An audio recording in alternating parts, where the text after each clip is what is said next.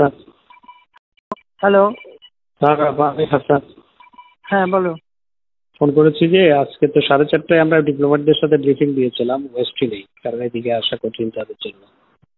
কিন্তু ওই যে ইন্টারনেটের বন্ধ থাকায় তারপর আবার ওই নানা সিকিউরিটি রিজনে ওরা বলছে আজকে আমরা ভেবে আসবো, মানে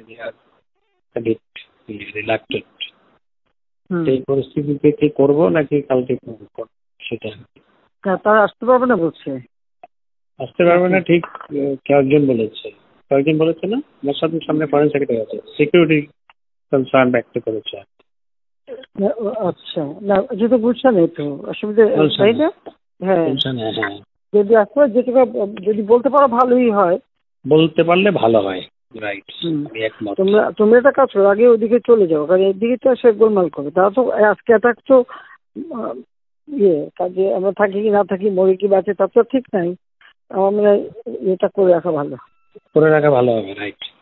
হ্যাঁ, তো আমার এখানে তো কিন্তু আমি একটু অফিসে যাচ্ছিলাম, দেখলাম যে শত নয় হাজারের উপরে ছেলে।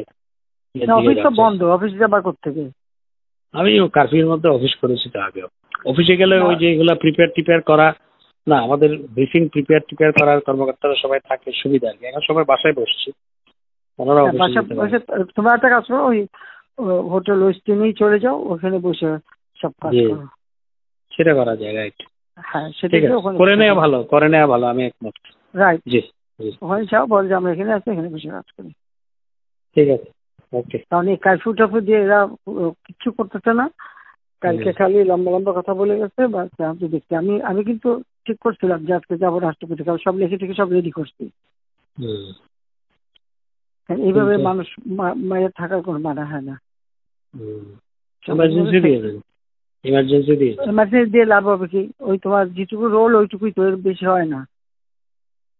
ওই জন্য রাষ্ট্রপতির কাছে দিয়ে আসলে তখন রাষ্ট্রপতি 3 বাহিনীর প্রধান যাকে যা করে করুক, কারণ এইভাবে আর সম্ভব না। এটা এখন বললো না, বাইরে বললে আবার আরো এরকম ভাবে একটা ঝামেলা করে বেশি। দেখা যাক।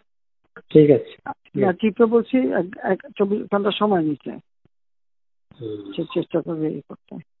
দেখা যাচ্ছে কি করে, যখন সময় নিচ্ছে সময় দিতে হয়। আমি বলেছি আমি কিন্তু থাকবো না, সোজা কথা, আমরা অসম্ভব এই দেশে আমরা। ঠিক আছে, এটা আপনি নেতা কর্মীদের মিলিটারি কিচ্ছু রাখতেছে না। প্রত্যেক জায়গায় সবার ঘর বাড়ি ছেড়ে পায় যে কি এগুলি জানো ব্যাপারে বাবা, যে নকরিতে ফোন করছে, কানপড়ে দিয়ে দিয়ে সব বাড়ি পড়াই দিচ্ছে। আর ডোনাল্ডো আমার সাথে 4টার সময় কথা বলতে চাইনি। 4টায় ব্রিফিং দিয়েছি, কথা বললে বলুক কি বলে শুনি। আচ্ছা ঠিক আছে।